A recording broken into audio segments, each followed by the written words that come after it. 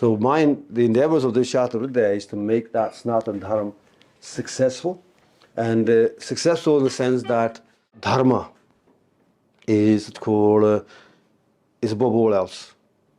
So without your Dharma, like, you are nothing, and so on.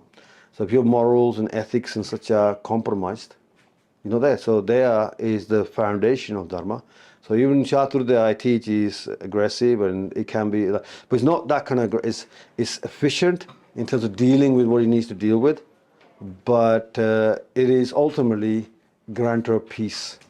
Hinsa dharma dago, kima dharma rago. So it gives you peace and contentment of mind, body, spirit. So physically, young men, even old people, like I said, because it's not depending on muscle. You could be 60 years old, like I'm 60 years old. You could be 60, 70. You could still train in this because it's not dependent on those muscles. I mean, here, Jatin, come here. I mean, this art is not athletic, but at the same time, it can outmaneuver. It's quicker, it's faster, it's stronger than an athlete. Is he athletic? What's the art like? No, it's not at all athletic, because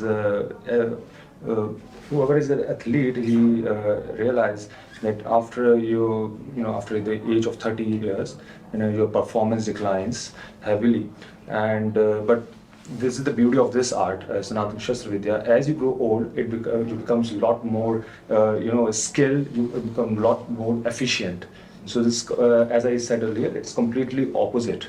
So as you grow old and you are still practicing Vidya, you'll be becoming more efficient, more agile, more skilled, and more fast. So even if you're like completely new to it, like say you haven't, I said, you never train in your life and whatever, you can start this and still progress in it. Because, I mean, at what age can't you relax? Think about it. What age can't you relax? Because relaxing is the main thing here, like. And so once you learn to relax and so on, so you need a functioning body. That's the only thing we have to say. Your body needs to be functional and so on. And then if your body is functioning, and then we can get the adequate fitness and so on, and you can train and so on. And then this will revolutionize, change your whole mindset. Like living a life in fear, there's nothing worse than living a life in fear, like, and so on. How many children at school get bullied or whatever? How many people live in fear, or they don't want to go out, this, and so on. So to live a life which is nirpay.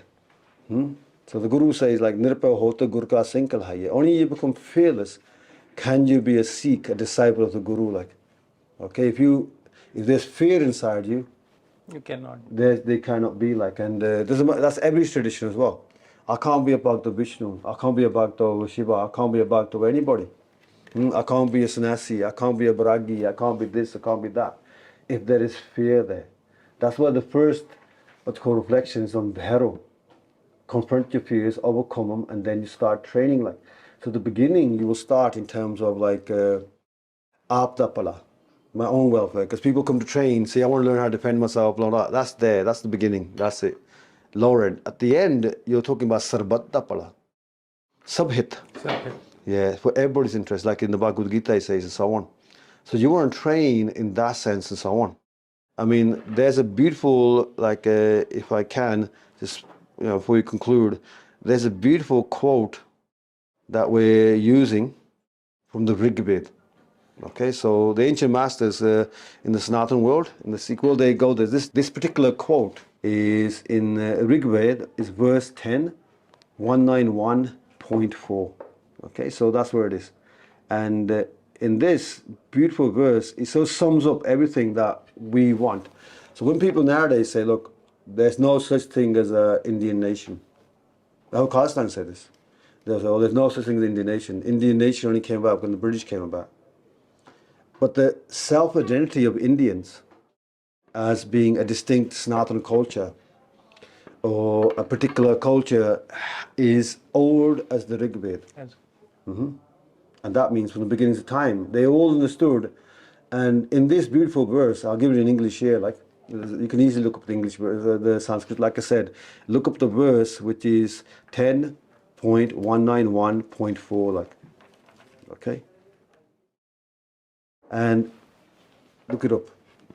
So all those people when people say like, oh, the Indian nation has never been a nation, blah blah blah. Normally I give them the quote, then I slap them in the head like, because that's what Kshatriyas can do as well like. So he says, this is the translation. He says, let your aims be common, and your hearts of one accord, and all of you be of one mind, so you may live well together. If that's not a call to nationhood, what is like? Think about it. And that's the Rig Veda. That's from the beginnings of time. You can't get more Sanatan than the Rig Veda. Like. So the app that we have is being created by a company called Buddha, the Ocean of Wisdom. And that is his motto like we're using, and so on. So Sanatan Kshatriya and is the way I envisage it here in this country in particular is that its purpose is to bring that code to the Rig Veda into reality like, and so on. So we Indians are a culture which is not a homogeneous culture. It is a political culture. The Indian culture has always been tolerant, so you can have the Darshans with opposite views, but they can all relate to one thing, and that everything is one Brahm. And so everything is infinite, but the end is one. At the same time, so this kind of understanding, the Kshatriyas in the past kept the Indians together. The Kshatriyas did not only guard the borders, but they bound society together as well, like, and so on. So youth, our elderly, our communities, if they have the Kshatriya, if not even the Kshatriya skills, the Kshatriya bhavana, like, it will transmute India completely, like. No one calls, when I go outside, no one says to me that Indians are nerdy, only nerdy, like. I have Soul Singh to tell them otherwise. But the same thing is, and like I said, the Kashtanis and so on, this kind of knowledge, when you point this out to them, apart from, they can spew hate on the internet. Not to my face, because I have him again, like. There, they can do what they want. But this Rigvedic verse is what Guru Gobind Singh, it was the philosophy that, because in the Guru Gobind Singh, Guru Nanak said, all these philosophies were taught like. So even today, I can show you a Dasi Baba talking about this. And we speak of this, the whole time, bringing the whole nation together and binding them in that Sanatan understanding, and so on. And that's what Kshatriya does. That's one of the missing links we have, like. So it is distinct from the yogis and sadhus. So I'll tell you how distinct, I'll tell you in this way. So the yogis and sadhus and sants, they have 5 virtues. Sat, Santokh, Daya, Dharma, Dhij. Sat is truth, Santokh is contentment, Daya is compassion, Dharma is Dharma, and then you have Dhirj, equipoise. So these are the 5 virtues of a sant. The Kshatriya has the same virtues but reversed. So if you're a sant, for you, Sat will be the greatest thing. Telling the truth is the best, that's it. I'm a Kshatriya. I need to have Dhirj first. If an enemy appears and is about to attack, I need to have Dhirj, equipoise, able to hold my ground. If I was going to contemplate Sat and run away, that ain't going to help me. Like. Then you're a Sant, you have Santokh, contentment. No, I have my Kshatriya Dharma. I take my danda out. When I got Dhirj, then I take my weapons. That's my Kshatriya Dharma. Then you have Daya, then we both have Daya. Because even when the Kshatriya killed, they never killed. So Kshatriya principle is simple. Never engage with someone who's weaker than you. Okay? And they will weigh everything up before they strike or hurt or kill. Because they are not Rakesh. They have Taram Daya Dan Yud, they are Biras, they are Bir warriors. They do not want to offend their goddess. So their goddess, our goddess, Devi Chandima, she expects that you keep your sense of called Dharma, your self-respect and dignity all the time. Like, don't compromise your self-respect and dignity and so on. Otherwise, your mother gets deeply offended. Like, so they have Daya. So Sat, Santokh, Daya, and then they have Dharma. But that's what the Sant has Dharma. After that, we have Santokh after that, because we just go to the enemy that he's gone like now. Then last is Sat. Sat. So whereas a sadhu or a sant or a mahapurush, he will seek the truth and present the truth and live the truth and so on. The Kshatriya does the opposite. He looks for the lies. Because he's going to catch the chores, the thieves, the murderers and scum on the earth. So once he exposes the lies, the truth itself will emerge. So the mindset is slightly different of a Kshatriya, because he's Rajoguni and the Sant is Sattoguni. And for a true Kshatriya, his mindset, his intent, okay, his intent is Sattoguni. His mind and heart may be Rajoguni, dynamic and so on. And he has an element of tamas because he takes life if need be, like. And that's the last resort. It's not like he's not going to rush to it. So Kshatriya is that missing link, that last piece of the jigsaw puzzle of the Sanatana world that is required in India. And like I said, after when Guru Gobind Singh, in that period of time in history when the whole Hindu world was under attack by Aurangzeb and they were trying to annihilate the Hindus, Guru Tegh Bahadur sacrificed his life there. And at that point when Aurangzeb was telling him to convert in Surya Prakash, he replied simply, Dharma hamara Hindu ati priya. So my Dharma is Hindu and is extremely loved by me. And later on, Pant Prakash tells you this, Hindu ko palan, Turk ko galan, peo khalsa isse karan, to nurture the Hindus, to destroy the Turks. The Turks were here talking about the Mughals who were oppressive. Because in that period of Sikh armies, they had Muslims in the armies as well. We're not talking about persecuting Muslims, so we're talking about these Turks who were persecuting Muslims. So as a consequence, the Sanatan Dharma that we have, the Kshatriyas, they had that. When the British came, the world was turned upside down for the Sanatan Sikh world. So now with the Khalstanis and the Sikh revisionists, anything linked with the Hinduism, so even things like they say our Ram is different to your Ram, nonsense. Whereas I'm bringing out whole books which are dealing with this as well. Like there's a book called Sikh Quotes of Wisdom, The Secret Naam. In there, all these controversies, all this are about Ram this and Krishna this and this, I've dealt with them systematically in those texts. So because knowledge is, that's the Gyan card now coming, because I wield both. I have Low Kardik and Gyan Kardik. And then the books that's going to start coming out, the 3 volumes of Kshatriya, they're coming out with the app on Kindle. There's one on it called Naam Jap and so on. He'll tackle with all the stuff in the Guru Granth Sahib, his framework of understanding and all this controversy against Ram, Krishna and whatever. And then there's one Ugadanti explaining whole Devi worship in the Sikh world. That's coming out as well. And then there's Pakyan Chitra, which is dealing with all the deceptive characters in the world and so on. Because a Kshatriya is not a Santa like. A Kshatriya needs to think like a chore to catch a chore, needs to think like a murderer to catch a murderer, and so on. So the Kshatriya mindset should not confuse with a sadhu or a sant. He has different mindset. His intent is same as the sadhus. The intent of a sadhu or a sant is to uphold and promote and nurture Dharma. The Kshatriya intent is exactly the same, except his mindset has to be different. Different, because a Kshatriya sits on the border, whereas a Sant is at the heart of society and leading by example and his wisdom. A Kshatriya is guarding the borders, and sometimes he may have to slightly like cross the border to deal with an enemy, look into the dark side and so on.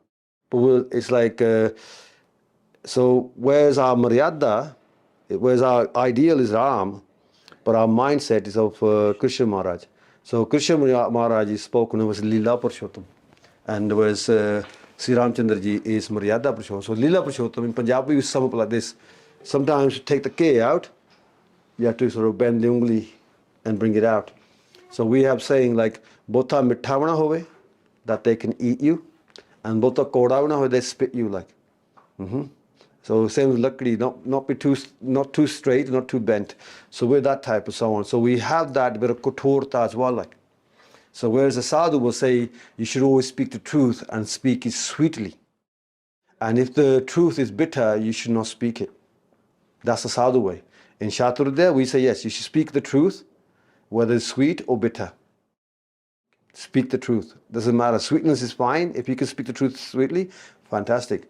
But if the truth is bitter and it has to be said, and the bitter thing here in India is that the Kshatriya Dharma has been neglected. and so on.